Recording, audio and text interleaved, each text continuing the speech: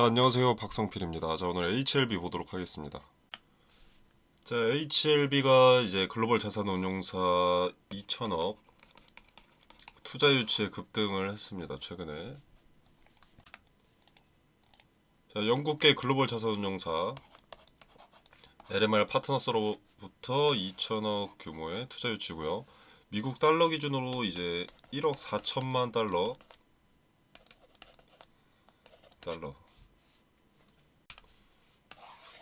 신주 인수권 부사채, 그리고 HLB 생명과학에는 500만 달러의 HLB 교환사채를 인수하는 방식입니다. 그러니까 이번 투자의 목적은 급등이 예정된 HLB 주식이 목적이라는 거죠. 자, HLB 재료 일정을 앞두고 12월을 앞두고 12월 데이터 제출을 앞두고 NDA 신청을 앞두고 해외 첫 대규모 자금 유치는 의미가 상당히 큽니다. 해외에서 의학 전문가나 의료진들의 HLB 간암 치료제가 성능이 좋다, 승인되길 기다린다, 이런 언급들은 꽤나 있어 왔는데 직접적으로 투자를 진행한 경우는 없었기 때문에 상당히 긍정적으로 판단할 만합니다. 그리고 이제 또 1차 CRL 그리고 2차 CRL 때도 없었던 투자를 받았다는 것이 이번에는 1차, 2차 때와 다르게 리스크가 더 적다, 메리트가 더 크다라는 것이 유의미하고요. 그리고 다들 뉴스 보셔서 아시겠지만 이 자금들은 미국 자회사 엘레바의 임상개발 및 글로벌 상업화 추진 목적으로만 사용할 수가 있다고 계약이 되어 있습니다. 그러니까 HLB 그룹 전체 기업에 대한 투자라기보다는 이 엘레바와 리보세라닙 간암치료제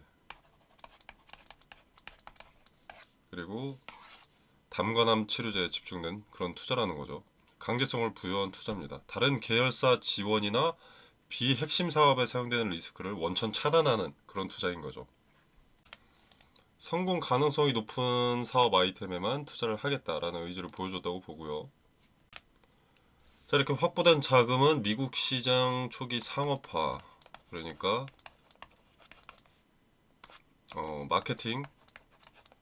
마케팅이나 뭐 영업망, 뭐 유통망, 즉 네트워크 구축에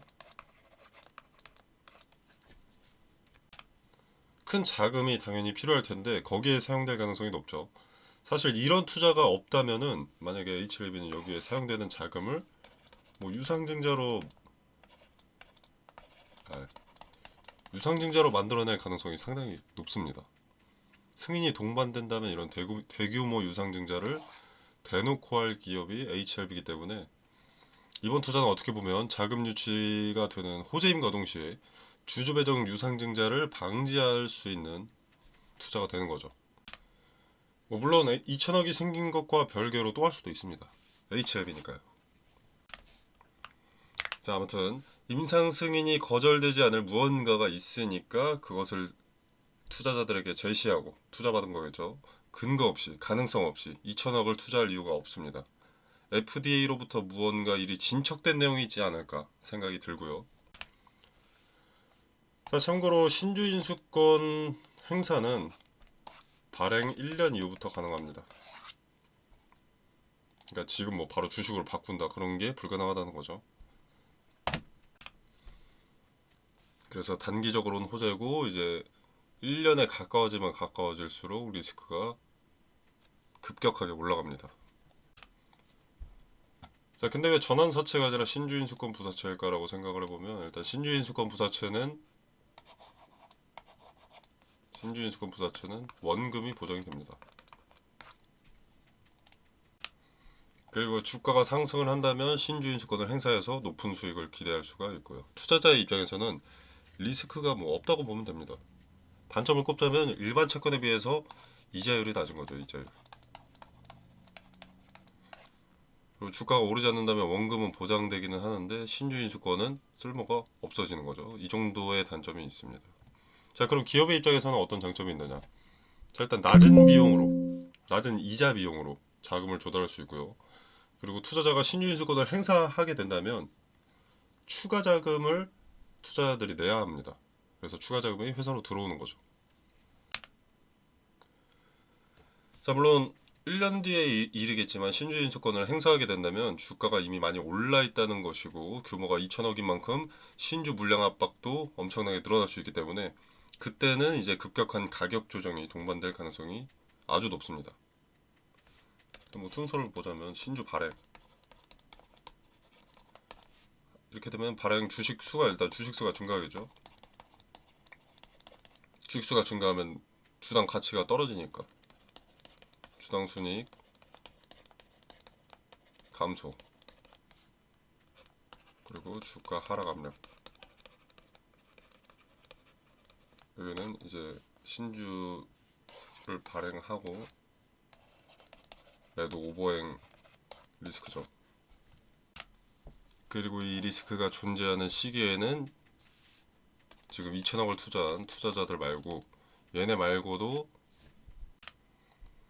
개인 투자자나 다른 기관이나 뭐 외인이 이탈할 가능성이 생기기 때문에 하방 압력이 엄청나지는 겁니다. 그래서 이때 장기 투자를 하시는 분들도 이때는 쏟아지는 소나기를 잠시 피해가는 것이 좋습니다. 자, 그리고 LMR 이번에 투자한 주체죠.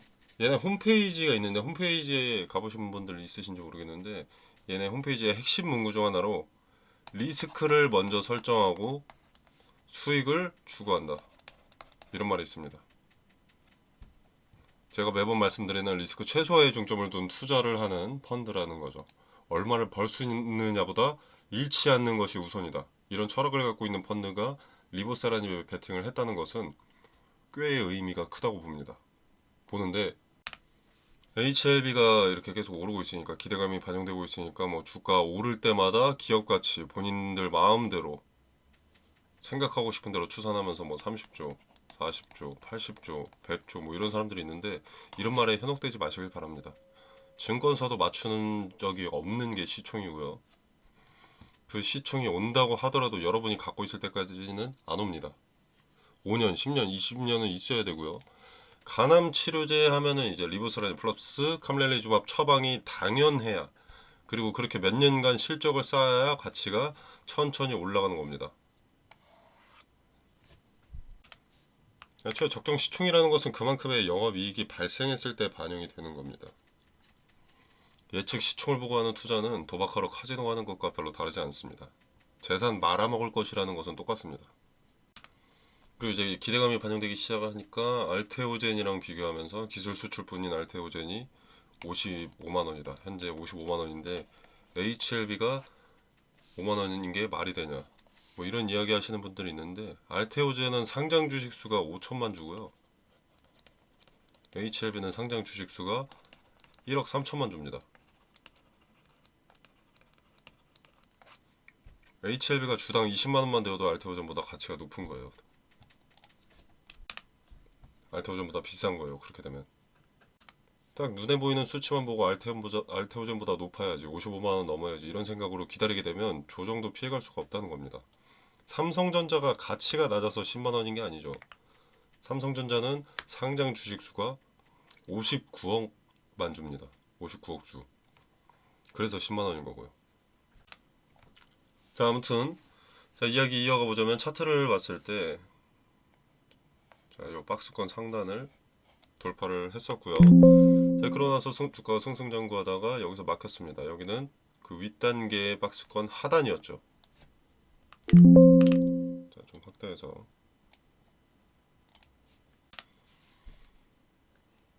자, 본래 지지와 저항은 같은 놈이라고 했습니다. 자, 근데 이 자리는 과거에는 지지였지만 현재는 저항이 되어버렸죠. 자, 그래서 이 자리에 돌파가 쉽지 않았는데 수차례 매물 소화를 거치고 나서 돌파에 성공했습니다. 그리고 돌파하고 나니 여기서 지지가 되는 모습이 보이죠.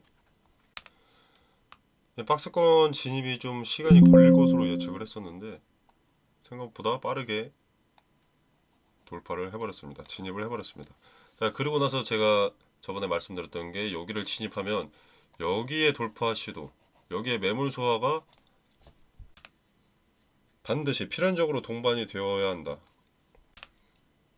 라고 말씀을 드렸었는데 이번에 2천억 자금 이슈가 오면서 급등을 했습니다. 근데 좀 무너졌었죠. 장중 24%까지 올랐다가 물론 HLB에서 아주 오랜만에 급등이 나왔기 때문에 단순 매도세일 수도 있지만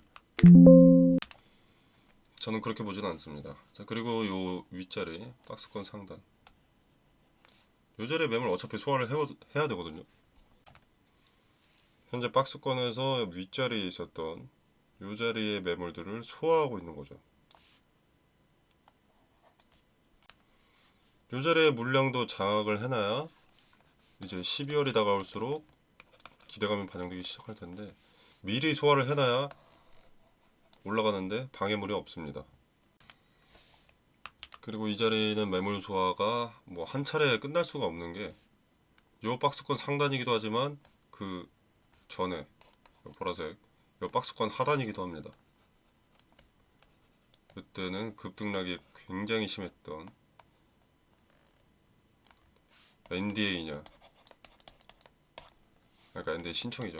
NDA 신청이 있었고 이제 CRL을 받았고 이 두 가지 이슈로 급등락을 거듭했던 때이기 때문에 아주 부정적인 이슈가 있을 때의 마지노선 그리고 기대감이 반영됐었던 그 자리 그 시기의 데이터들이 있는 자리이기 때문에 이 자리에 이제 들어오면 이제 변수가 좀 클 겁니다. 자, 아무튼 그러나 일단 요 하단의 돌파 시도 박스권 하단과 후에 박스권 상단 요것이 수렴된 자리에 지금 돌파 시도가 있다. 다시 진입하기 위해서 매물을 소화하고 있다 라고 보시면 되겠습니다. 자, 제가 텔레그램방에서 그리고 유튜브 영상으로도 과거에 이 박스권 하단에 지지받는 걸 보면은 매수하기 좋은 자리라고 말씀을 드렸었거든요. 분할 매수하기 좋은 자리라고. 자, 근데 가격대 보시면 36,000원입니다. 현주가만 해도 54,000원 800원. 지금 판다고 하더라도 지금 가격에 판다고 하더라도 수익률이 약 52%거든요. 제가 뭐 저 잘났죠 이렇게 자랑하는 게 아니라 주가가 이렇게 흐르는 상황 이런 상황에서도 근거 하나만 잡으면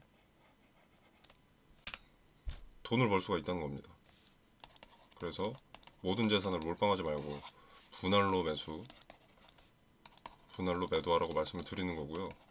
분할 매수는 이렇게 평단을 낮출 수 있는 기회. 이거는 주가가 폭락할수록 좋은 기회가 되는 거죠. 그리고 분할 매도. 이거는 리스크를 최소화할 수 있는 기회. 이 두 가지 기회를 다 가져가려면 분할 매도, 분할 매수 두 가지는 필수로 해야 되는 겁니다. 선택이. 여러분이 주식으로 돈을 벌고 싶은데 요걸 안 해. 요건 하기 귀찮아. 그러면은 돈 벌 가능성보다 돈을 잃을 가능성에 더 베팅을 하시는 거죠, 스스로.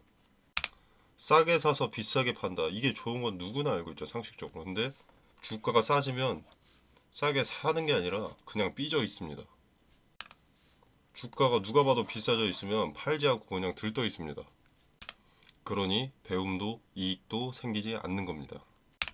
그래서 저는 FDA 승인까지 기다릴 생각이 없습니다. 12월이 제로 일정이죠. 권장 데이터를 제출할 일정이 12월이죠. 저는 이때 반영되는 기대감만 이용하라고 말씀을 드릴 겁니다. 왜냐면 기대감에 이렇게 주가가 급등을 하게 된다면 승인 난다고 해서 이렇게 평생 갈 수가 없습니다. 분명히 한번 꺾이는 시점이 있을 수밖에 없거든요. 돈 벌려고 하는 투자기 때문에 어느 시점에는 승인이 났다고 하더라도 제가 매번 말씀드린 게 기대감이라는 것은 일의 소모성이라고 말씀드리죠. 일의 소모품이다. 실제 재료 리보세라니 플러스 캄렐리주맙 이 병용 치료제가 상용화되면 재료는 계속 가겠지만 이게 FDA의 승인을 받겠다는 그 기대감은 1회 한정이라는 겁니다. 그래서 NDA 신청하고 FDA 승인이 떨어지면 요거는 소멸을 하는 거예요. 그럼 그때 저처럼 기대감만 이용하는 투자자들 생각보다 많습니다. 이 사람들 엑시트 하겠죠. 매도하겠죠. 그러면서 가격 조정이 오는 겁니다. FDA 승인을 받아도. 그러고 나서 이제 재료 실적에 따라서 조금씩 이렇게 올라가겠죠. 근데 이 인내의 시간을 우리가 물량을 든 채 버틸 필요가 전혀 없는 거 아니겠습니까? 그렇기 때문에 제발 기대감만 이용하셔라. 조정은 필연적으로 반드시 동반될 수밖에 없으니까 FDA 승인이 나더라도. 자, 그래서 분할매수 타점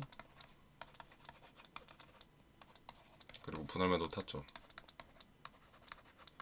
리스크를 축소할 수 있는 분할매도 타점, 그리고 저점의 평단을 낮출 수 있는 분할매수 타점, 텔레그램 방에서 그 디테일과 근거를 설명드리겠습니다.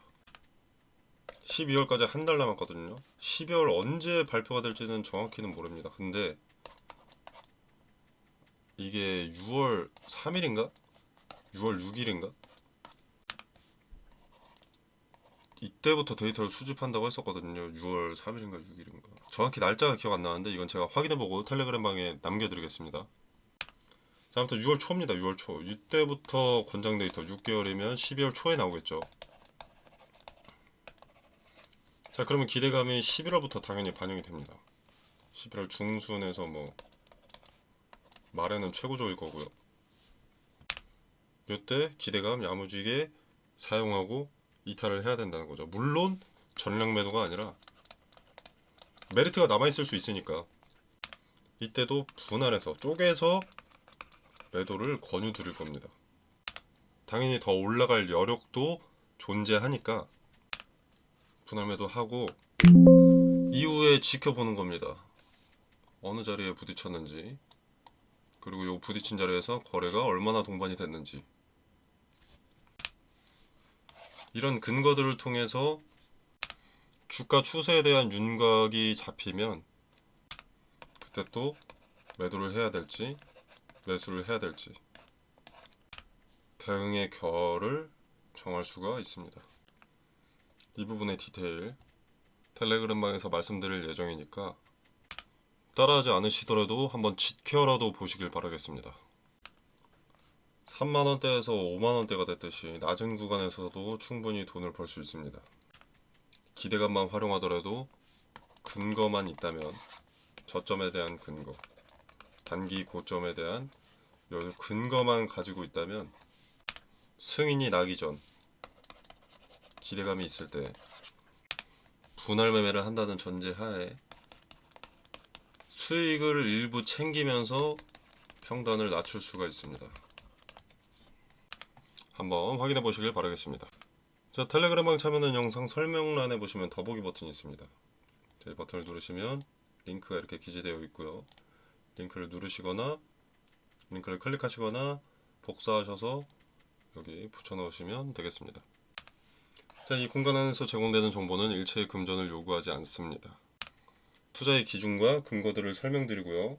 도움이 되신다면 구독, 좋아요는 눌러주시면 감사하겠습니다. 그리고 지금 종목 추천 나가고 있거든요. 텔레그램 방에서 여러분이 이제 종목이 필요하다, 내가 무슨 종목을 사야 될지 모르겠다 라고 하신다면 한번 확인해 보셔도 좋을 거라고 생각합니다. 당연히 무료고요. 입장, 퇴장에 제한이 없기 때문에 자유롭게 이용해 보시면 되겠습니다. 자, 오늘 영상은 여기서 마무리하겠습니다. 감사합니다.